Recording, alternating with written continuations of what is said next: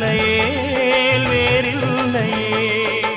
சொந்தமெனும் சங்கு கொண்டு ஒரு சிந்து படுத்திடவா சிந்துகளை சொல்லி சொல்லி உனை அள்ளி எடுத்திடவா